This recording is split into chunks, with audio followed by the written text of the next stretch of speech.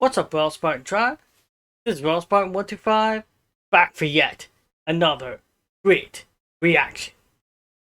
This is European Commissariat? Stellaris Invicta. Oh, you're killing me with these names. Okay. So yeah, that was interesting. This is second video.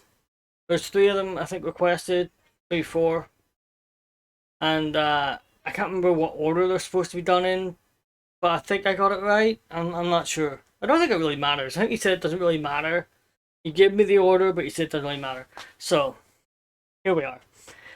This is the second one. When the third one's done or whatever, when they're all done, I'll put them in like a playlist together. So yeah. Okay. This last one was interesting, like alien invasion and stuff. So you know what I mean, like alternate reality, sort of like. Oh, no, future. It was in the future, right? So yeah, be interesting. I don't know if this is a continuation or if it's a prequel or what. I can't remember. Like I said, the order. I guess I should have looked it up, but I just didn't. I'm sorry. But here it is anyway. Let's jump in.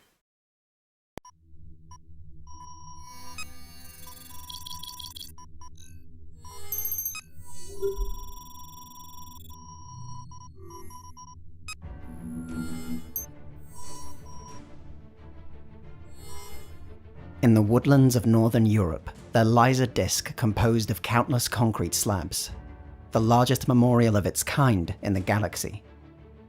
On its surface has been inlaid the names of every Terran who perished in the First Contact War and the years of struggle that followed. Before the arrival of the Tyrum, this site was known as Berlin, until on February 17th, 2090, a flash of light erased the city from existence, sparking the beginning of a terrible slaughter of mankind and the birth of the Greater Terran Union. I'm sorry to break up the tension there, because I'm sure that sounded pretty serious stuff. But I just want to say this is a continuation. I seem to have got it right. Yay me! Yay me! Here we go. Sorry, I just wanted to praise myself a little bit. I got something right for a change. Yeah. A flash of light erased the city from existence, sparking the beginning of a terrible slaughter of mankind and the birth of the Greater Terran Union. Today, that nation spans the whole of Earth and countless other planets, but it was born in that instant, in what was once called the Old World, and what is now known as the European Commissariat. While Europe would be the first to suffer the orbital strikes of the Tyrum, it proved remarkably resistant. For nearly 60 years, much of the continent had been united under the sovereignty of the European Federation, and the continent's evolution from a fragmented collection of nation-states to integrated superpower was uniquely suited to survive external invasion. Okay. The European Federation suffered from the same cataclysmic damage to its civilian government that affected other nations, but its armed forces remained decentralized and impossible to cripple in a single decapitating strike. Still largely divided between various regional commands, whose authority was aligned to the territories of its former member nations, the Eurocorps had a disproportionate number of command and control centers. While criticized as top-heavy prior to the war, this level of redundancy allowed European forces to remain organized even as the Tyrum landed ground forces and losses escalated exponentially. The fall of German, Belgium, and Czech states in the first few years of the conflict threatened to split the Federation in two and effectively erase the nation's remaining federal civilian leadership.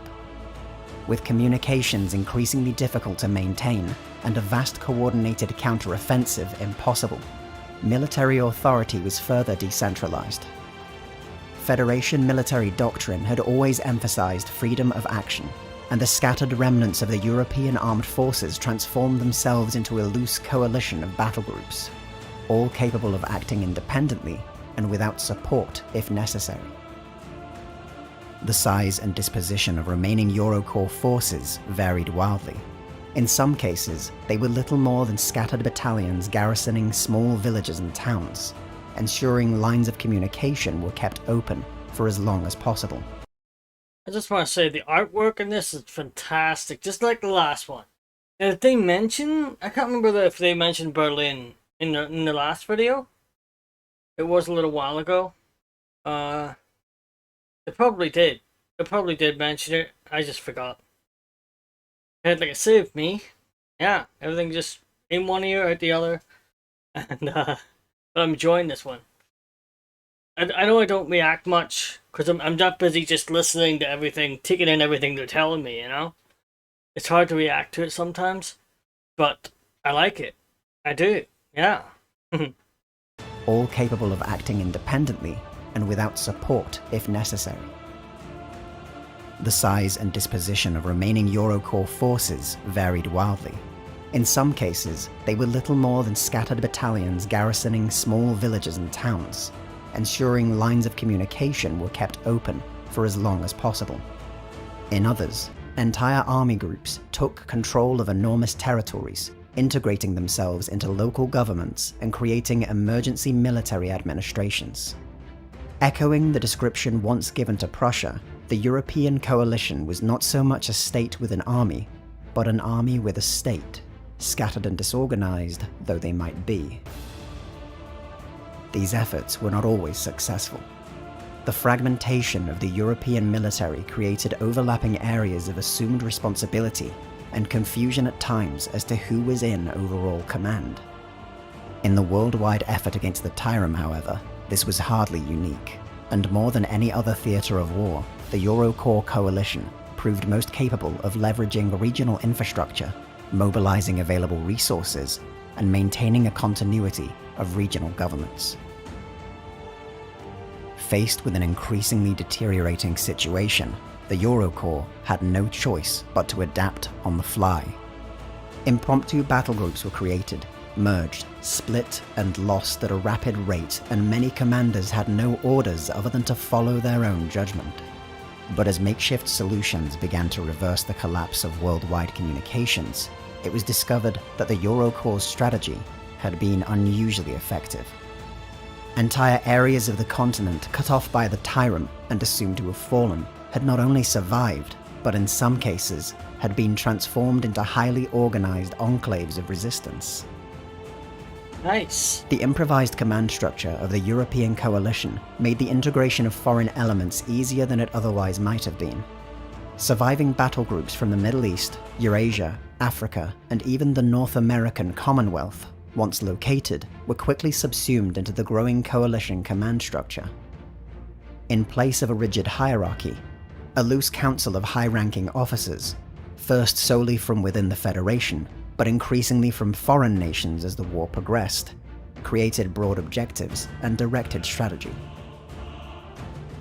The legendary Franco-German counterattack along the Western European front, the unexpected arrival of the Polish Armoured Division during the Siege of Dresden, and the joint Italian-Spanish landing in Algiers. The thing about this is, it's actually believable. You know what I mean? This is, you know, obviously it's supposed to take place far in the future, yeah? But it's believable. You know what I mean? Humans are a warlike species. We know this. For many, many centuries of warfare. Yeah? We go to war over the slightest thing. And the only time we band together is when we're being threatened from an outside force, right? Whether it be one country attacking another or an alien force coming in, humans will band together. You know what I mean? We will come together if we have a common enemy. Yeah? Yeah. So this to me is totally believable. You know what I mean? This could actually happen. If humans were attacked by aliens and we happen to survive, we could maybe come together and slowly but surely come back and fight back. We see it in movies all the time. That's what this is like, you know? It's like a movie. It's like a movie being played out, being explained to you, all this stuff. I think that's why I like it so much, you know? Because some of these videos can seem like an information dump. Just sort of dump everything on you and you're trying to understand it. This is actually coherent. You know what I mean? I find I can follow this one quite easily. Broad objectives and directed strategy. The legendary Franco-German counterattack along the Western European front, the unexpected arrival of the Polish armoured division during the siege of Dresden, and the joint Italian-Spanish landing in Algiers cemented the European coalition as the most effective military force on the planet. As Europe was liberated, its increasingly organised forces were deployed to ever-distant battlefields, Are those webs? even assisting in the Battle of New England in the final months of the war. Now a firmly international coalition, the transformed Eurocorps became a key partner and power broker worldwide. As various post-war factions competed for dominance in North America, Africa, and Asia, coalition support was often a deciding factor. Much of the world followed the European model, bringing to the coalition increased legitimacy, recognition, and support. By the time the coalition was formally recognized as the world's single provisional government, the influence of the old Eurocorps had been dramatically reduced as American, Eurasian, Pan-Pacific, and Asian commands were integrated. Even so, the lineage of the Eurocorps could still be felt, and it was a point of pride that the remnants of the European Federation were the first to cede formally their sovereignty to the coalition, and would thereafter ratify the Greater Terran Union in Europe, with a sizable majority. The division of old Federation territories across newly established Union commissariats was unpopular, but accepted by most as the natural conclusion to European imperialism. The erasure of European sovereignty was also resisted, but often portrayed in state media at the time as a fitting evolution of the European Federation.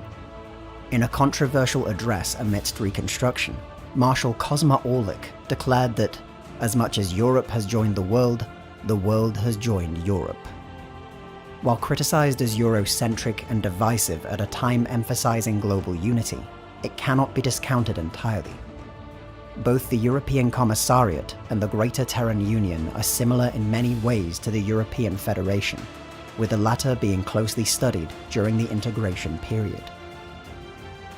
The government of the European Commissariat is largely identical to that of other terrestrial commissariats, with slight deviations in procedure and custom according to local traditions. Its three branches of government are likewise modelled on that of the Greater Terran Union. Federal authority is held by the Office of the High Commissar, while legislative and judicial power is administered by the Council of Europe and the High Court of Europe respectively. Its capital is located in the city of Strasbourg, but with major offices and ministries spread across the whole of the commissariat. Rather than directly competing with larger commissariats, the European economy is highly diversified, with a slight emphasis in the advanced tech sector and automated systems. Luxury products from Europe are highly prized, especially in the frontier systems of the Union, as much for their quality as the history associated with it. European shipbuilding, while incapable of the same scale of production as the Eurasian or Pan-Pacific commissariats, has produced several prototypes eventually adopted into widespread service. It'll be interesting to see how the governments sort of mesh together. I know they're coming into one, going to become one government, you know what I mean? But will it stay that way? Because humans have a habit of, how can I say it? Like I said before, we're a warlike species, but now that we know that aliens are out there, will they go out and try and find them? And try and conquer them instead? You know? Like band together, stay together as one species against others? It'll be interesting. I don't know if it'll tell me that or not. It probably will. I don't know. Let's find out. building, while incapable of the same scale of production as the Eurasian or Pan-Pacific commissariats, has produced several prototypes eventually adopted into widespread service. The European Commissariat maintains no independent defense forces, but instead operates numerous paramilitary organizations and a single ceremonial division which garrisons government buildings and sites of historic significance. This unit is known by the Eurocorps honorific and is composed entirely of Land Force Command veterans who have completed an infamously grueling application process. The division has been deployed only once in its history, when human supremacists converged on the Marcel Godin spaceport in an attempt to block and harass some of the first Florian refugees to arrive on Earth. Footage of a Eurocorps soldier knocking out a human supremacist who attempted to grab a Florian child earned the unit widespread recognition and popularity across the whole of the Union.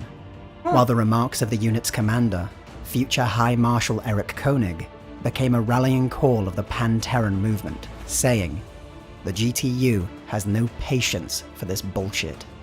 The Eurocorps is the most visible reminder of the European Federation, but its legacy, and the legacy of every nation ever to raise their banners across the continent, can still be felt.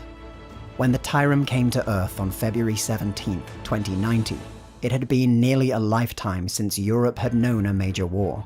None alive then could remember their cities reduced to rubble, and their skies clogged by falling ash. But it was something the continent itself knew well, and something it had overcome, again and again and again. When Europe's army struck back against the Tyrum, they charged against annihilation like the Knights of Charlemagne. When Europe's explorers joined the great effort to explore the stars, they did so with the confidence of Bartholomew Diaz and Samuel de Champlain. When Europe's descendants faced annihilation on distant worlds, they held steadfast like Roman legions. Today, when a citizen of the Greater Terran Union, regardless of their species, tier, or creed, seeks inspiration, they can find uncounted acts of selflessness, uncounted acts of heroism, uncounted acts of justice, wisdom, creativity, and commitment within the history of the European Commissariat. So they've actually went out, found other races, and integrated them into... Yeah. Wow. Okay, I suppose that's to be expected as well.